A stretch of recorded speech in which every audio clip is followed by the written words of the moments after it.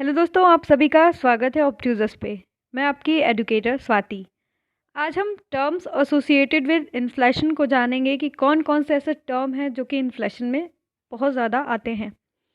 पहला है dish inflation. तो डिस इन्फ्लेशन होता क्या है?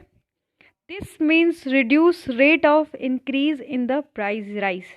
यानी जो प्राइस राइज हुआ है इन्फ्लेशन में, उसका रेट क्या हो जाता है, वो रिड्यूस हो जाता है, यानी गिर जाता है। तो उसको हम लोग क्या बोलते हैं? डिस इन्फ्लेशन बोलते हैं। यानी जितनी प्राइस राइज हुई है उसमें क्या है, उसके रेट में गिरावट आ जाए अचानक से, तो उसको डिस इन्फ्लेशन बोलेंगे। डीफ्लेशन क्या होता है? It is a complete opposite to inflation. ये पूरी तरीके से अपोजिट होता है इन्फ्लेशन के। इन्फ्लेशन में क्या होता है? Price rise. तो इसमें क्या होगा? प्राइस का गिरना, है ना।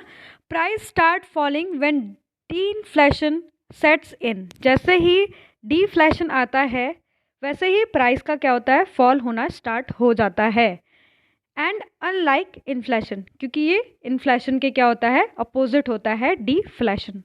This phase is not very good for the economy. ये जो फेज होता है वो इकोनॉमी के लिए अच्छा नहीं होता है कि किसी भी कमोडिटी का प्राइस गिर रहा है तो ये फेवरेबल नहीं होता है इकोनॉमी में। तो डीफ्लेशन जो होता है वो क्या होता है? अपोजिट होता है इन्फ्लेशन के। आप ये ध्यान दीजिएगा। रिफ्लेशन क्या होता है? When government deliberately tries to increase inflation in economy by way of increasing public expenditure. यानी जो गवर्नमेंट होती है वो क्या करती है? प्राइस को राइज कर देती है, या फिर पब्लिक एक्सपेंडिचर को क्या करती है? इंक्रीज कर देती है। व्हेन अ गवर्नमेंट डेलिब्रेटली, जानबूझ के, tries to increase inflation in the economy by way increase the public expenditure. यानी उसमें क्या करती है गवर्नमेंट? पब्लिक एक्सपेंडिचर यानी खर्चों को बढ़ा देती है। Giving tax breaks and restoring to deficit financing and result in reflation. यानी क्या करती है गवर्नमेंट? डेफिसिट फाइनेंसिंग करती है। डेफिसिट फाइनेंसिंग क्या होता है? जिसमें गवर्नमेंट का जो रेवेन्यू होता है वो क्या होता है? कम होता है एज कंपेयर टू उसके एक्सपेंडिचर के, खर्च क्या होता है? ज़्यादा होता है। तो हम क्या बोलते हैं?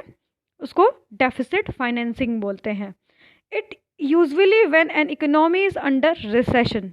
ऐसा कब होता है? जब हमारी इकोनॉमी क्या होती है? रिसेशन में होती है, मंदी में होती है। And the government intervene to improve economic milieu. और गवर्नमेंट अपने कंट्री के इकोनॉमी को अच्छा करने की कोशिश करती है। अब नेक्स्ट पॉइंट हमारा है stagflation. Inflation and unemployment both are at higher level. हमारा जो इन्फ्लेशन होता है, अनएम्प्लॉयमेंट होता है, ये एक दूसरे के पैरेलल चलने लगता है, यानी दोनों हाई पे होगा। इन्फ्लेशन भी क्या होगा? आपका ज़्यादा होगा। इन्फ्लेशन क्या होगा? ज़्यादा होगा। और अनएम्प्लॉयमेंट भी क्या होगा? ज़्यादा होगा। तो हमारी इकोनॉमी में क्या होगा? स्टैगफ्लेशन की सिचुएशन होगी। Contrary to what is suggested by the Phillips curve which was falsified when stagflation अगर in the US economy 1970s। और स्टैगफ्लेशन किस इकोनॉमी में देखी गई है? यूएस इकोनॉमी में देखी गई थी 1970s में। यानी प्राइस का राइज भी ज़्यादा हो रहा था और वहाँ पर अनएम्प्लॉयड लोग भी ज़्यादा हो रहे थे, मतलब ज़्यादा लोग अनएम्प्लॉयड थे। तो स्टैगफ्लेशन था। When economy is passing through stagnation the effective demand is low and government intervene better the situation. और वहाँ पर इफेक्टिव डिमांड क्या हो जाती है? लो हो जाती है। और वहाँ पर गवर्नमेंट क्या करने लगती है? इंटरवीन करने लगती है। तो आपका ये 4 पॉइंट हो गया: disinflation, डीफ्लेशन, reflation and stagflation. Disinflation क्या होता है? This means reduce in the rate of increase in the price rise. अचानक से जो प्राइस राइज हुआ उसमें उसके रेट में क्या है? गिरावट आए। यानी प्राइस राइज क्या हो रहा है? कम नहीं हो रहा है, बस उसके रेट में क्या आ रही है? कमी आ रही है पहले से। तो उसको हम लोग क्या बोलते हैं? डिसइन्फ्लेशन बोलते हैं। डीफ्लेशन में क्या होता है? ये अपोजिट होता है कंप्लीटली इन्फ्लेशन के। रीइन्फ्लेशन में क्या होता है? गवर्नमेंट जो थी जानबूझ के पब्लिक एक्सपेंडिचर बढ़ाती है, यानी इन्फ्लेशन को बढ़ावा देती है। स्टैगफ्लेशन में क्या होता है? इन्फ्लेशन और अनएम्प्लॉयमेंट दोनों एक दूसरे के मतलब पैरेलल चलते हैं और हाई लेवल पे होते हैं, तो स्टैगफ्लेशन होता है। अगर आपको ये वीडियो अच्छा लगा हो तो please like, share and subscribe करना ना भूलेगा ऑप्ट्यूजस को। Thanks for watching.